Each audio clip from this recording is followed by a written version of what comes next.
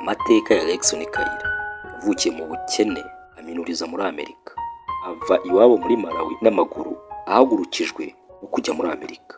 Bitandukanye n'ibivugwa n'abazungu bitwaje bya bitekerezo by'irundaruhu by'ubunebwe n'ubugwari kubirabura, Kayira Lexon ubuzima bwe nicyo gisobanuro nyacyo cy'umurava, kutagamburuzwa n'ibizazane cyangwa inzitizi zarizo zose zibaho.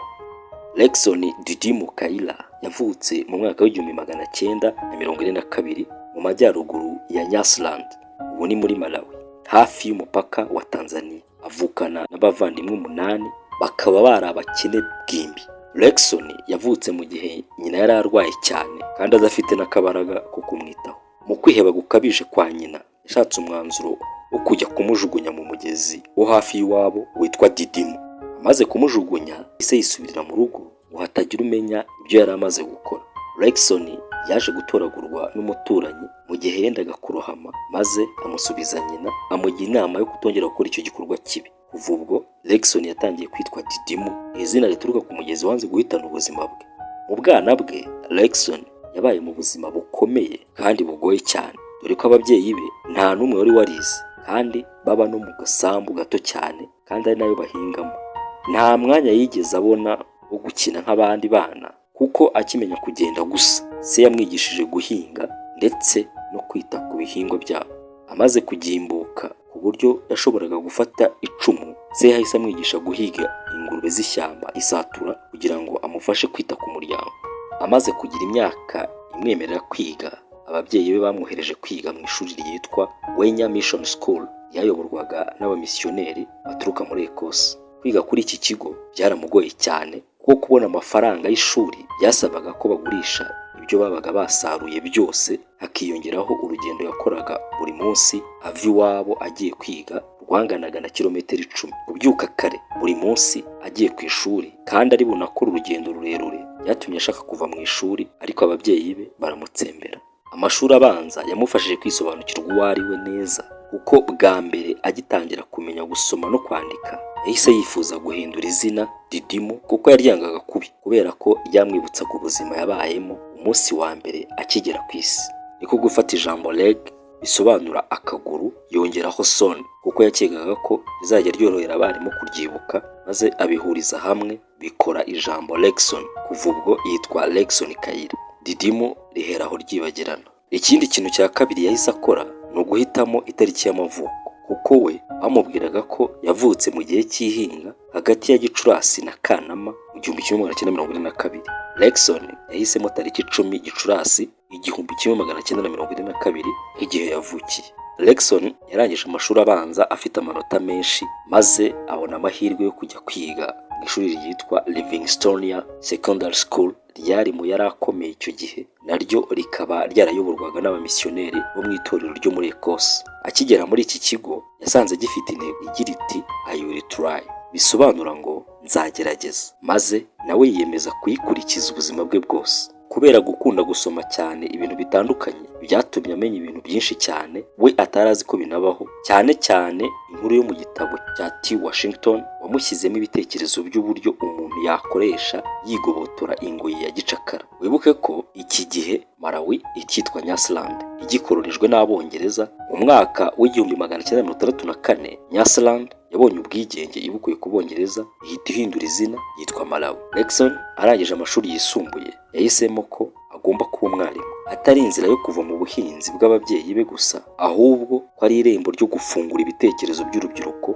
no kubigisha iby'isi nk'uko yari ameze. Ikibabaje ni uko ubusabe bwe bwo kuba mwarimu bwateshejwe agaciro. Impamvu yahawe ni uko yari akiri muto cyane ku buryo ataba umwarimu. Uyu musore wagenze ibirometero 12 ku munsi ajya anava ku ishuri akiri muto, ntabwo yari agiye gucibwa intege no kwimwa amahirwe yo kwigisha. Niba adashobora kwiga mu gihugu cyamubyaye, azajya kwiga mu mahanga aho azakura impamyabumenyi ihambaye, kandi ntabwo ari amahanga abonetse yose, ni muri Amerika, igihugu kibamo kwishyura ukizana. Igihe yari akiri ingimbi yatunguwe n'uko mu bantu 3 miliyoni bo muri Nyasaland muri iyo minsi hari abanyeshuri 22 arangije kaminuza, kandi nta n'umwe muri bo wize muri kaminuza yo muri Amerika. Bituma yifuza ko ari we wa mbere uziga muri Amerika wo mu gace k'iwabo, aho umuntu yakibaza ngo ni iki cyatumye yifuza kwiga muri Amerika. ugomba kuba utekereza ko twatarutse aho umuryango we wagize amahirwe kandi ufite amafaranga yo kumwohereza mu mahanga. Oya, baracyari abakene nk'uko byari bimeze akiri umwana, niba butariyongereye ahubwo. Urakeka ko yatekereza kujya kwiga mu mahanga kubera ko Livingstone yayizeho yamuhaye buruse? Oya, siko biri. Ni gute umuhungu ukomoka mu mudugudu muto aho buri muntu wese yari umukene, umuhungu ubuzima bwe bwose yahingaga anaragira inka kugira ngo afashe umuryango we ashake gukora ingendo mu mahanga, mu gihe byumvikana ko yaba adafite n'amafaranga ahagije yo gukora urugendo mu murwa mukuru iwabo? Lexon Kayira yafashe icyemezo cyatumye abantu bose mu mudugudu bibaza ukuntu agiye kugenda kugera muri Amerika. Ushobora kwiyumvisha uburyo abantu bamusetse n'uburyo abaturanyi babo bababajwe n'uyu muryango wari ukennye wohereje umwana wabo mu ishuri akagaruka adafite ubwenge, kuko bahamyaga ko kwiga byatumye ata umutwe. Nta muntu n'umwe mu gace k'iwabo wari uzi aho muri Amerika, n'ababyeyi be ntibari bahazi. Ariko umuhungu w'imyaka 16 yari yafashe icyemezo, kandi nta kintu na kimwe cyari guhindura ibitekerezo bye. Kumva umuntu akubwira ngo agiye kujya ahantu utazi ko habaho ni ukwanzura ko yarwaye mu mutwe.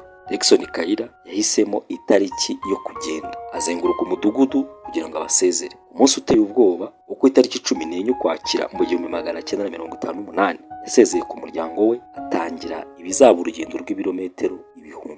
Nyina ntiyizeraga ko azagera kure, ndetse yarasetse amubwira ko azi neza ko azagaruka tarenze icyumweru. Ntabwo yari azi ko aribwo bwa nyuma azabona n'umuhungu we w'imfura. Lexon yari yarize ikarita y'isi, kandi umugambi we wari uwo kugenda mu majyaruguru yerekeza i Port Said cyangwa Alexandria mu Misiri, aho yashakaga akazi mu bwato bwerekeje i New York, yitwaje ibiryo bike byibura byamutunga iminsi 5, ikarita y'isi n'ikarita ya Afurika, igitabo cy'idini cyanditswe na John Bunyan na Bibiliya ye. Yari yambaye ibirenge ariko yishimye, yambaye umwambaro w'ishuri yavanye i Livingstone. Uko niko yari ari mu rugendo, azi neza ko intego y'ishuri I will try bisobanuye nzagerageza, yanditse ku mupira we mu mugongo ngo iyo ntego izamuzanira amahirwe. Uyu munsi, hamwe n'iterambere ry'ibikorwa remezo nk'imihanda, ibirometero bisaga 1300 hagati y'amajyaruguru ya Malawi n'umurwa mukuru wa Uganda, aho yahagaze bwa mbere yerekeza mu Misiri, byagutwara urugendo rutarenze umunsi uri mu modoka. Muri iyo minsi urugendo rwe rwamutwaye amezi menshi, ko yagendaga ariko akaruhuka ndetse agashaka n'akazi wakita ibiraka kugira ngo abashe kwibeshaho. Ntabwo byari urugendo rworoshye, kandi inshuro nyinshi hari ubwo yarwaye kandi ahangayikishijwe n'umuryango we. Yageze i Mwanza muri Tanzania muri Nyakanga kwezi kwa 7 mu 1959. Yagumye muri uyu mujyi hafi y'ikiyaga cya Victoria amezi 6 akora kugira ngo abone amafaranga ahagije yo kugura itike yerekeza i Kampala ku itariki 19 Mutarama mu mwaka 1960. Ageze i Kampala atangira kwibaza ikimutegereje igihe araba ageze ku cyambu, maze aravuga ati, ubu umutima wanjye washenguwe n'amaganya, nibaza niba nzashobora kwinjira mu mujyi nta byangombwa by'ingendo. Yasohotse mu bwato yerekeza ku kayira kagana ku biro bya Gasutamo, yenda gutonda umurongo no kugenda yerekeza ku gihano icyo ari cyo cyose gihabwa bimukira badafite ibyangombwa. Yabonye abagabo babiri bahagaze ku mpera y'icyambu bahamagarira abanyeshuri gusohoka mu irembo aho bari bahagaze. Ibi byamubereye umukiro kuri we. Lexon yinjiye mu murongo w'abanyeshuri. Ageze imbere ku murongo, umugabo amubaza niba yigana n'abo banyeshuri, yemererwa kwinjira mu mujyi. Igihe kimwe yaje kuvuga ati, nageze mu Bugande by'akanya gato, ariko Amerika nk'intego yanjye yari ikiri kure cyane.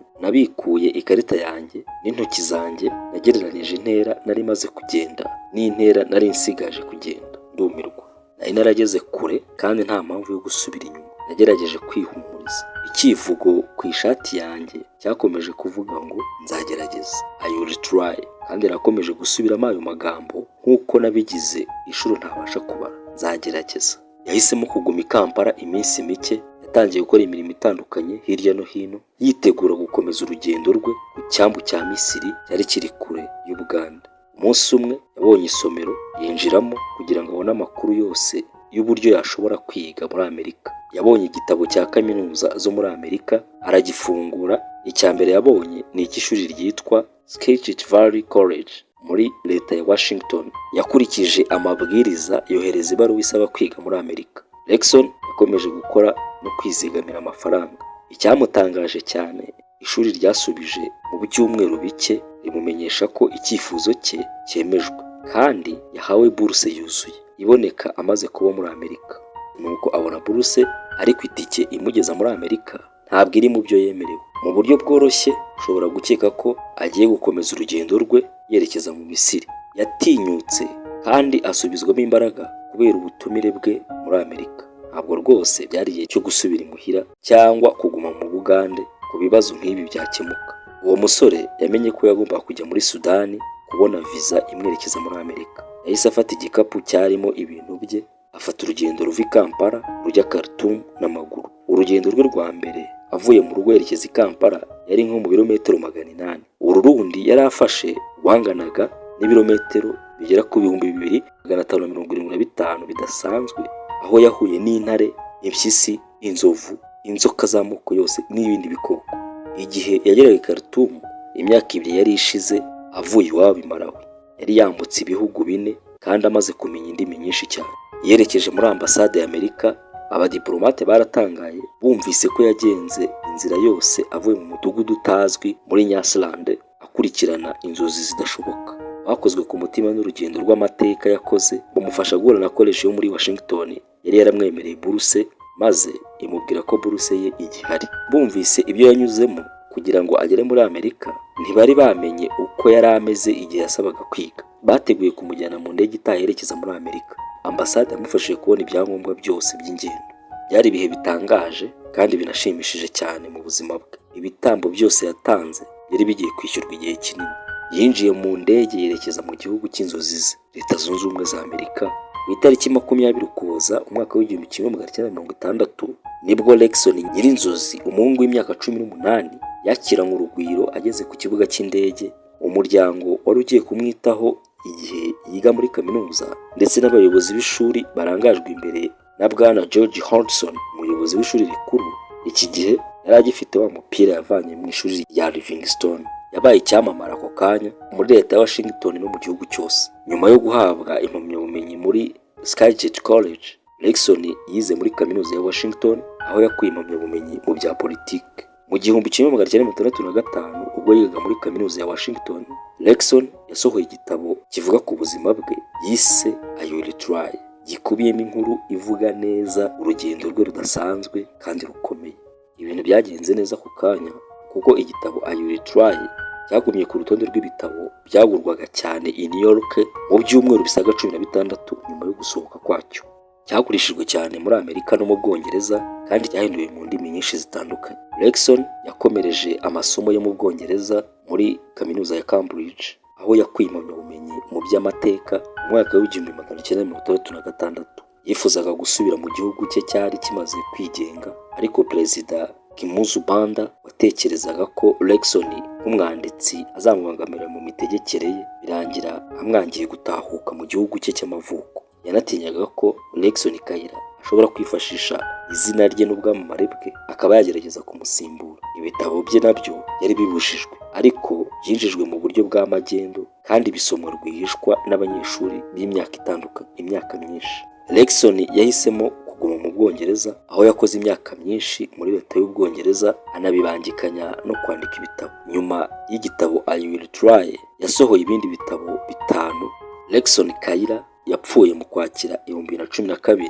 Yapfuye mu gihe yari ari kwandika igitabo cye cya 6, habura iminsi mike ngo yuzuze imyaka 54 avuye aho muri Malawi. Yapfuye afite imyaka 71.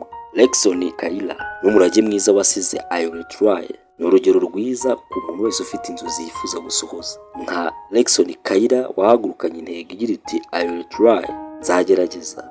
Nawe mu byo urimo n'ibitekereza, komeza ugerageze. Keep it up, don't give up. As Lexon Kaira, you also can do it. Urakoze cyane. Subscribe, dusubire ubutaha.